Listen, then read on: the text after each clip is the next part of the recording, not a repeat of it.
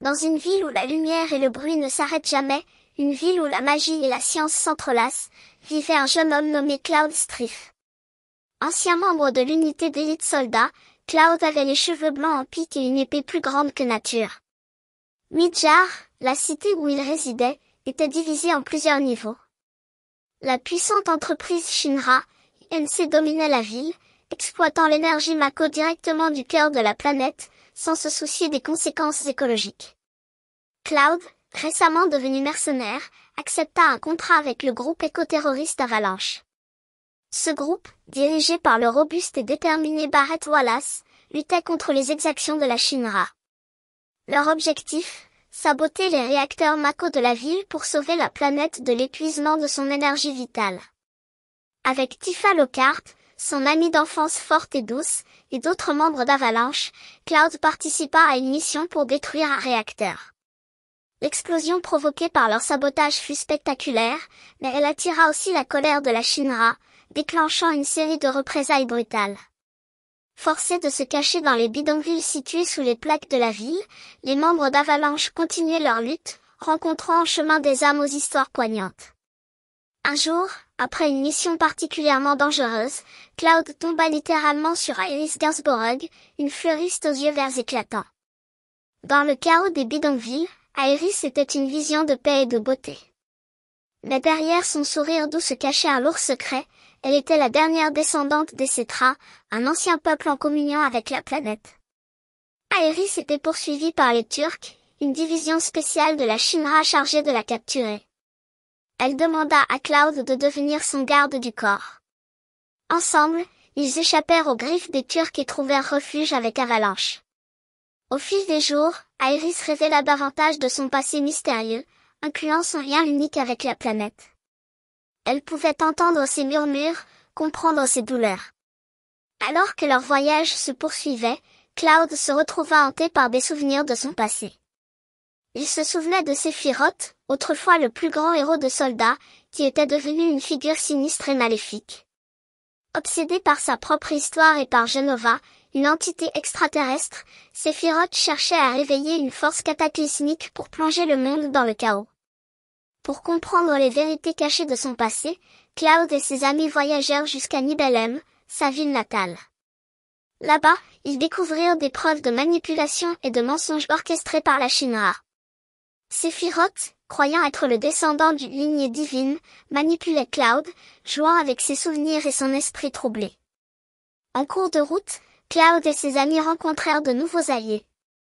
Vincent Valentine, un ancien Turc mystérieux avec un sombre passé, et Yuffie Kisaragi, une ninja espiègle en quête de reconnaissance. Ketsit, un robot étrange, et Sidigwind, un pilote au grand rêve de voler dans l'espace, rejoignirent aussi leur cause. Chacun apportait des compétences uniques et des histoires personnelles de bravoure, de regrets et de remords. Ensemble, ils formaient une équipe soudée par le destin, déterminée à lutter contre le mal qui menaçait leur monde. Ils traversèrent des montagnes escarpées, des forêts denses et des déserts arides, affrontant des créatures redoutables et surmontant de nombreux dangers. La quête des héros les mena à la recherche de la Materia sacrée, un artefact d'une puissance incommensurable. Dans le temple des anciens, ils espéraient trouver l'objet capable de contrer Sephiroth.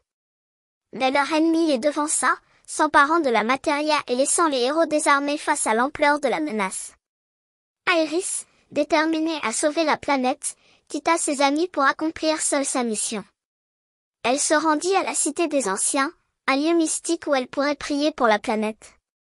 Là, elle espérait trouver un moyen d'arrêter Sephiroth et le cataclysme qu'il préparait. Iris s'agenouilla près d'un autel sacré dans la Cité des Anciens, implorant la planète de la guider. Pendant ce temps, Cloud et ses amis, inquiets de son absence, suivirent sa trace jusqu'à la cité en ruine.